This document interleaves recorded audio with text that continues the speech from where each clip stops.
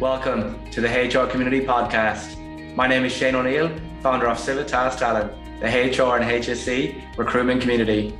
Each episode we will host HR leaders and discuss their journey and discover best practice HR solutions across the HR industry. Whether you're a CEO, HR executive, or operating across the wider HR space, this podcast is for you. Please like and subscribe, and don't forget to comment and share your reviews. Enjoy the episode. Welcome to all our listeners to the HR Community Podcast. Very excited to have a special guest on the show today, Ros Tregurtha, the Chief People and Sustainability Officer at Domain. Good morning, Ros. Morning, Shane. Great to be here. Oh, thank you. Just going to pass the mic back over to you, Ros. Could you tell us a little bit about you and your role and the organisation? Yeah, sure. So I didn't start my life thinking I'd be in human resources. I actually went to university for a couple of years and studied radiography. So I really don't take x-rays anymore. And I dropped out of university given I failed so badly.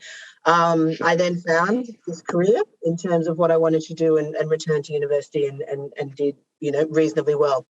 And I think, so that's probably the first thing I'd sort of talk about to say is, if you're not passionate, you're not interested about what you're doing, you're never gonna do well at it.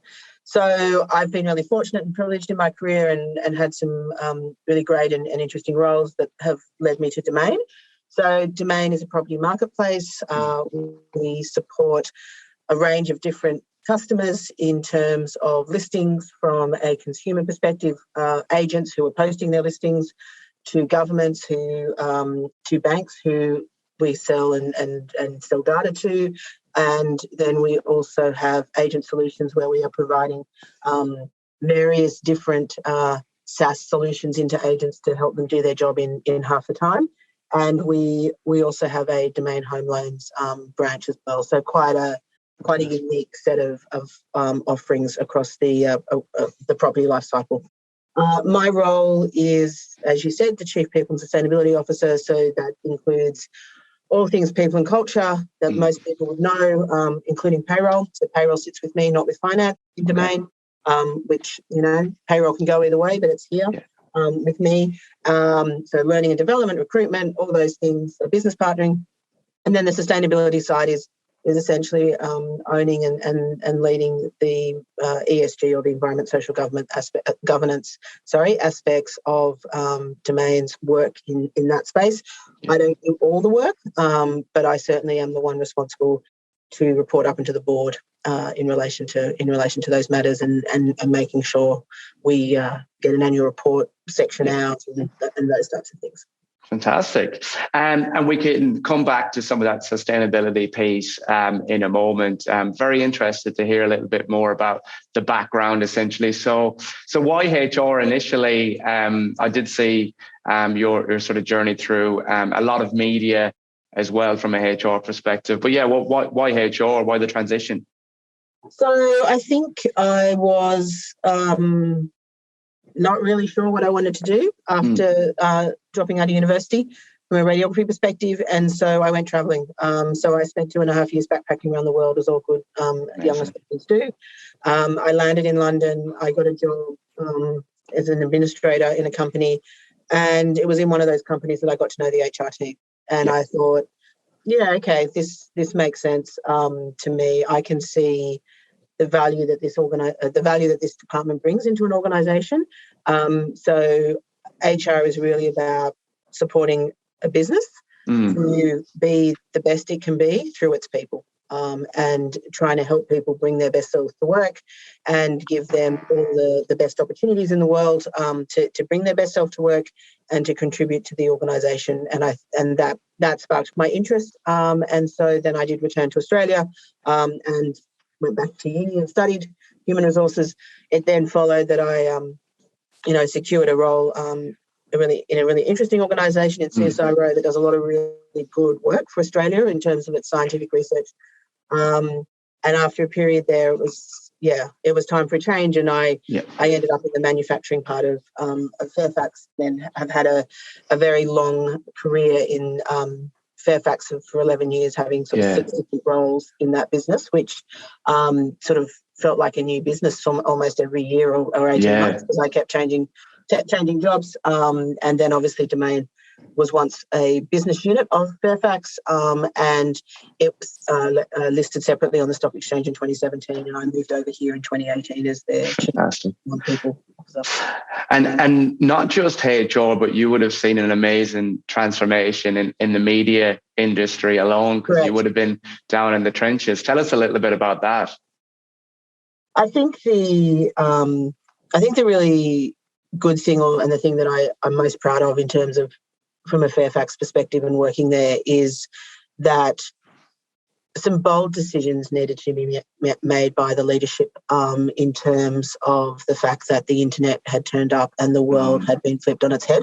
So, anyone, can really stand on a corner with a camera and take a video of something that's happening. That's right.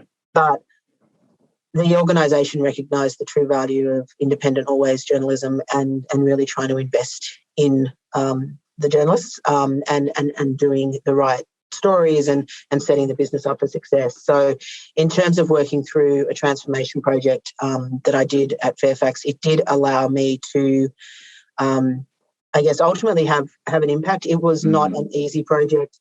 It was at times an incredibly difficult piece of work to do, because it was absolutely impacting people's lives, and people were ultimately exited from the business.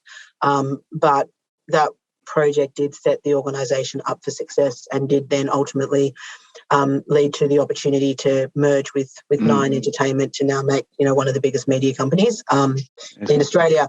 And I think 10 years ago, the CEO sort of making some really tough decisions at Fairfax helped set it up for the future. And I'm really proud to have been part of that process and part of that journey. In that respect. But it's medias are definitely a fascinating industry to work in. Yeah, it sure is. And do you think, that's quite a unique experience being part of that, when companies going through a lot of change and transformation, restructures, and especially in an industry like media that was so consistent over the last couple of years. Do you think that kind of experience maybe set you up for what a lot of HR practitioners had to deal with through COVID, because it was a bit unknown and it was happening so quickly? Do you think that maybe kind of gave you the tools, I guess, for that change in what we do as businesses? Yeah, I think there's probably a few things that helped me navigate COVID, and navigate is the word to use, because it was not a easy process for anyone. And being responsible for health and safety was absolutely, and Domain, again, super proud of how we put our people first and did take a real people-centric approach. And I think there's probably a few things that helped set me up for the way I manage that. I think one, to have worked in a male-dominated industry of the manufacturing plant of Fairfax Printers, and being sort of, to your point, in the trenches there, and really,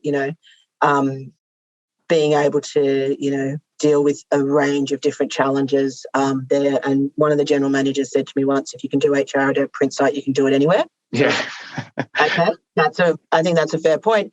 I think then also, as you say, being the change lead transformation HR person on that big Fairfax of the Future project, did lots of moving parts, things changing every day. Did allow me to, gave me a toolkit of skills, I think, that ultimately did come into that COVID. I think the thing about managing through COVID is there was no rule book. This had never been done before. There was everyone was learning as they went, and you had to really sort of, I guess, trust your judgment and trust your and trust your gut a lot of the time. Right. So we did. We made some early decisions before even the government made a decision. So we made a decision. Yeah, so we made a decision early on that anyone who'd been overseas had to stay home and isolate for 14 days before the government did. We did that in sort of late February. In 2020. That did require me to tell three members of my executive, including my boss, that he needed to stay home for 14 days. And so I think that conviction, if I can put it like that, that it was like, no, this is the right thing to do. You talk about the reasons why, and he was very supportive. He was like, yeah, okay, that makes sense. I think that's right. I'll stay home for 14 days. and then everyone else will stay home for 14 days, right? When the CEO does something, everyone goes, oh, okay. So I think to have that, that person recognise that, decisions were being made for the right reasons and supporting those decisions and being that role model also made things much more straightforward. I think the other thing that, Domain, it was in the press when we did it, but in 2020, again, the CEO really did want to avoid us having to stand people down or make people redundant. And so through that period, and so he, spoke with the board about an idea, and then the idea was executed by myself and the chief group general counsel, where we went through a process of, pretty much asking the teams if they'd be open to taking doing 4 days rather than and for 6 months, or salary sacrificing 20% of their salary into share rights, which meant they still worked 5 days, but they were only receiving 80% cash. Yeah, wow. 20% was going into share rights. We got that through the CEO kind of selling the dream, I guess. He got that project up, and then Catriona and I executed that together.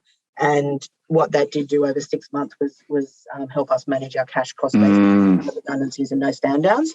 But again, from a kind of leadership perspective, the CEO and the board took, a 50% cut rather than 20. The executive, the executive did 30, and then there were some members of staff who weren't asked to take a pay cut given they were at the lower end of the earnings scale. So that kind of again, that innovative thinking from him and that leadership from him actually does make your job as the head of HR incredibly easy. 100%, exactly right. And you touched on a few things there. Obviously, the sacrifice that some of the leaders made, let's sit down, let's start making a move on this, because it was all a bit unknown. So sort of getting ahead of the game. And then finally, and you touched on this earlier when we jumped on, the people-centric side. So, it's clear that people were front of mind, which is really admirable. Do you think sort of focusing on those three components, and I'm sure a number of other things, supported you when we got out of the lockdown and a lot of the pandemic, when it came to what we're currently sort of experiencing now with the war for talent? And, there's lots of opportunity out there. There's lots of turnover in some organizations. Did you feel that kind of supported you to retain people? Yeah, so I think I've had someone call the Great Resignation the Great Marketing Campaign, and I actually agree with that. So I think it's more a great reshuffle. People are moving around. That's right. So we have had an uptick in turnover because I think some people just sat still for 2 years. Yeah. And it kind of transpired that they move on.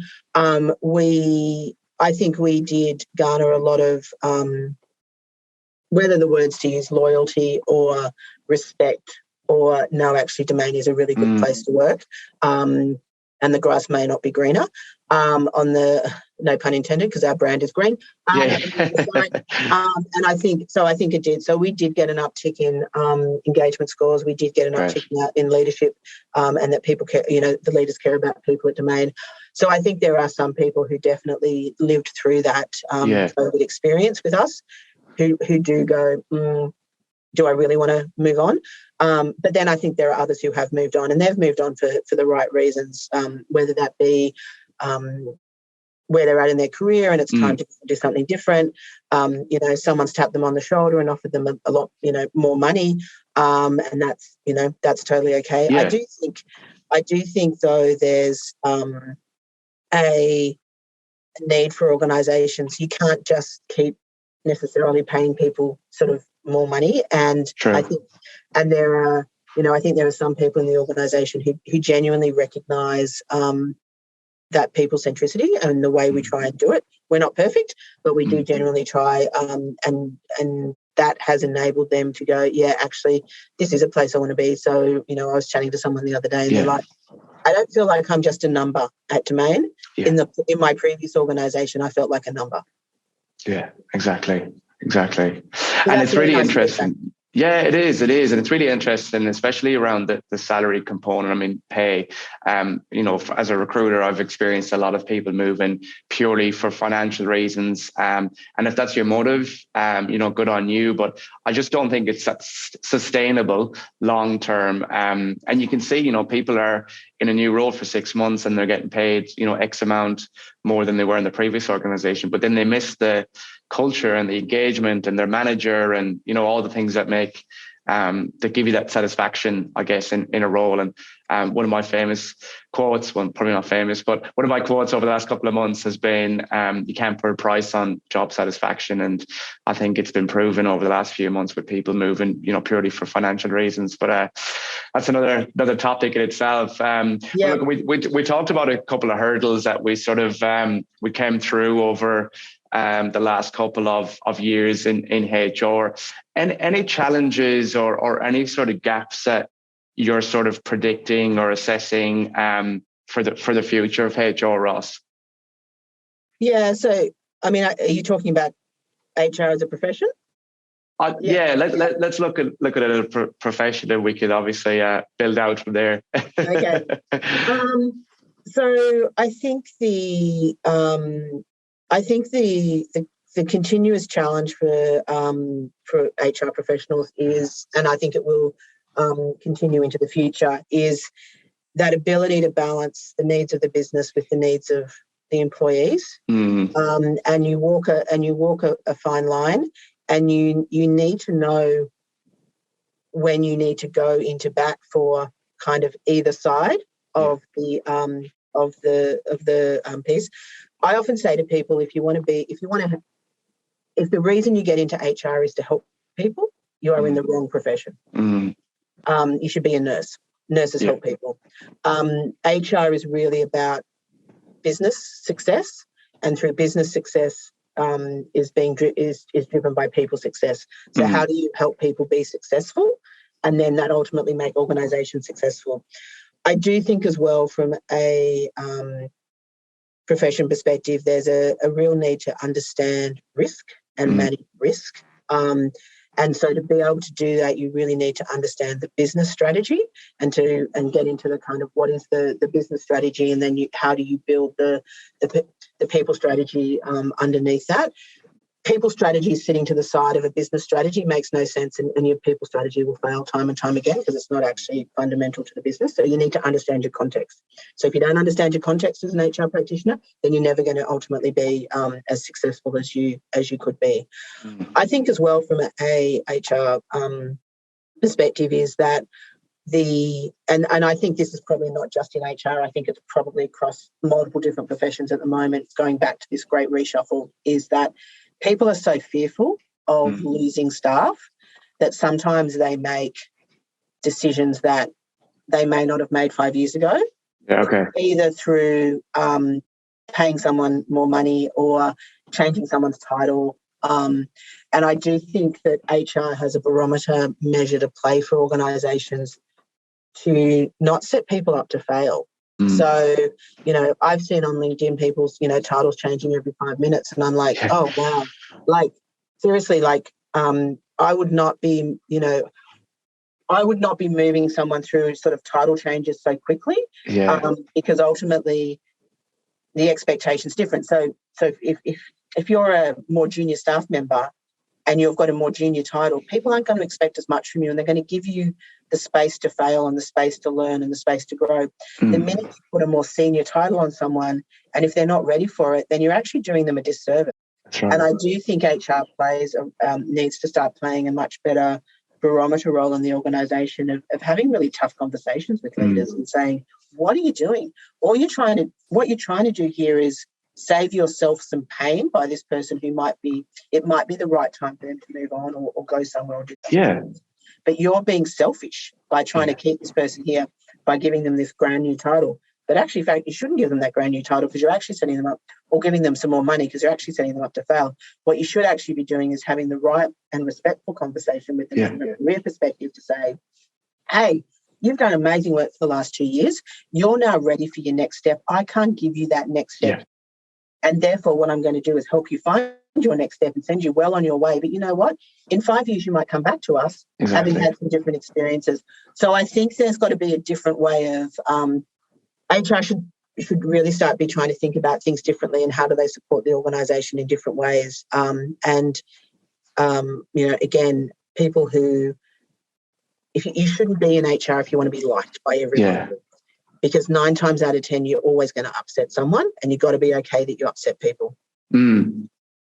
Love that. It's great advice. And I would say, particularly on that point of individuals putting their hand up for, a bigger role, or maybe a role that they're not ready for yet.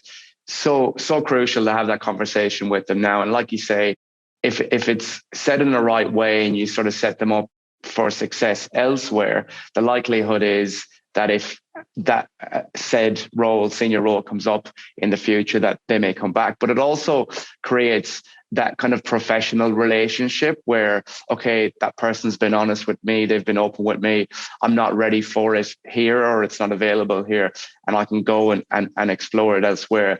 Because I've seen that, especially from a recruitment perspective, speaking to candidates, where people have in full transparency outstayed their welcome in some regards, because they've been promised stuff, or they've been given the title that they were seeking, but then the stakeholders in the wider business aren't happy with the performance, and it never ends well. It never ends well. Yeah. One of my HR colleagues gave me an interview question to use once, and I use it all the time now, and it's really so I can't take credit for this question, but I absolutely use it when I'm interviewing leaders, and it is when you think about all the direct reports you've had, think about someone whose career you helped grow.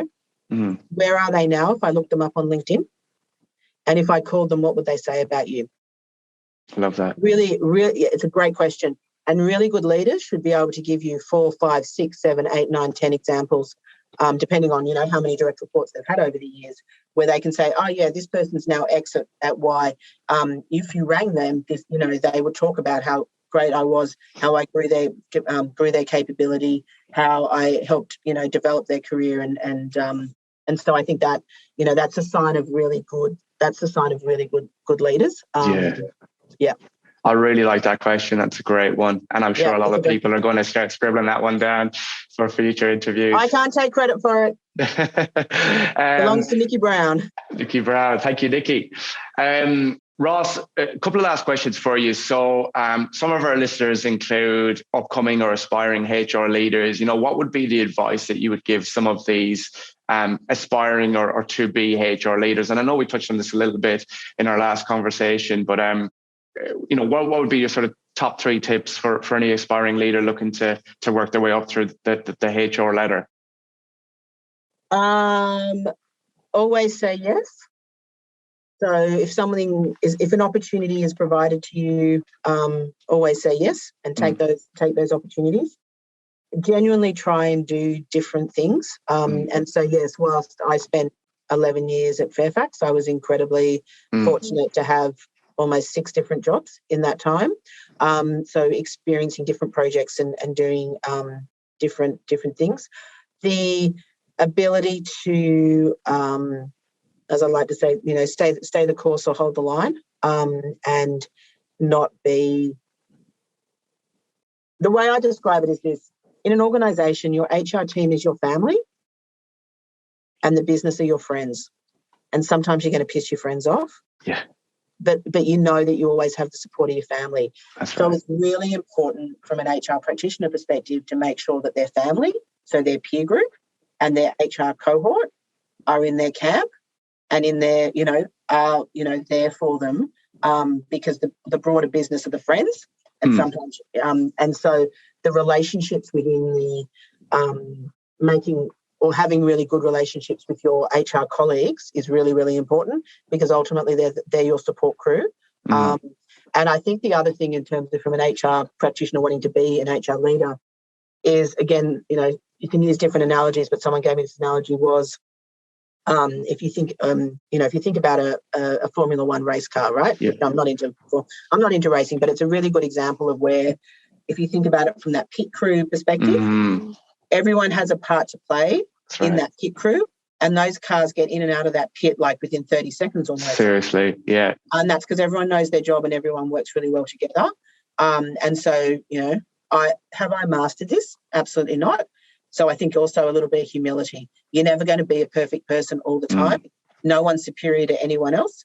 And go, okay, yeah, I made a mistake. I stuffed up on that moment. And how do you kind of move forward from that is also, I think, really important from an HR leader perspective. Amazing. Yeah, definitely accountability piece there as well.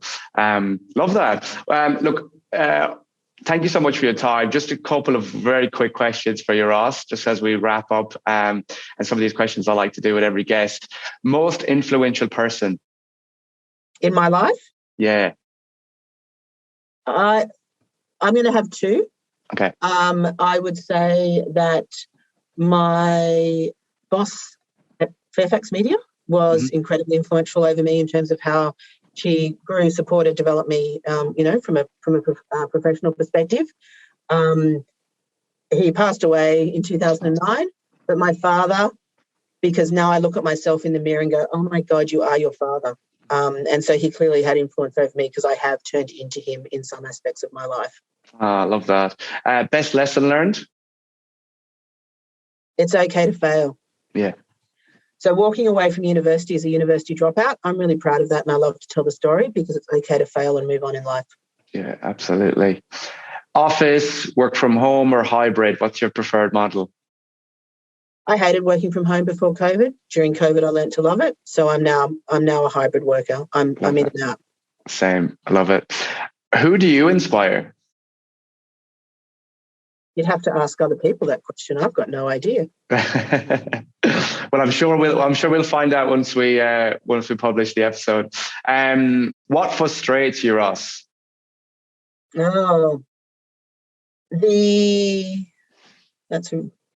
I try really hard not to get frustrated. But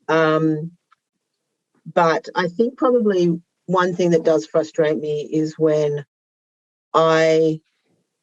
people don't meet or do things that I think they should do. So I like to think I'm an incredibly generous person. And when other people don't return that generosity, that's a little bit frustrating. Yeah. I may not be as generous as I think I am, so that's the other point. Yeah. Well, again, we'll probably hear once the episode's posted. Assuming you are mentally focused, how do you keep mentally focused? I haven't done it for a couple of weeks, so I may not be as mentally focused today. But on a Sunday night, I go swimming, and it's like this kind of meditation, sort of, and it sets me up for the week. But I haven't been for a couple of weeks thanks to travel and COVID and yada yada yada. But that's my Love it. There's something so therapeutic about the water. And last question for you, because it's a hot topic at the moment. Where or when are you going on holiday? What's your dream retreat? I have one goal in life, and that's to go to as many countries as possible before I die. That's my purpose. That's why I come to work. Yeah. I've just been to Fiji, which is country 80. Ooh. And so the next one is yet to be determined because I'm taking my nephew on a holiday. So he and I need to have a conversation. Yeah, 100%. Did you say 80 as in 80? Wow. 80. That's amazing. That's a lot more than I've done. And I call myself a traveler. So, well, look, hopefully next time we catch up, I'll have a better idea of number 81, Ros. Thank you so much for jumping on this morning. Look, some great insights there. And I'll let you get back to your busy day. But thanks again for jumping on. No worries. Thanks, Shane. Great to chat. You're very welcome. All the best. Thanks. Thank you for tuning in to the HR Community Podcast. Remember to like and subscribe and share your views and comments below. This podcast was brought to you by Civitas Talent, the HR and HSC recruitment community. Whether you're a candidate looking for a new role or organization looking to secure brand new talent for your team, please get in touch with us today. Thank you.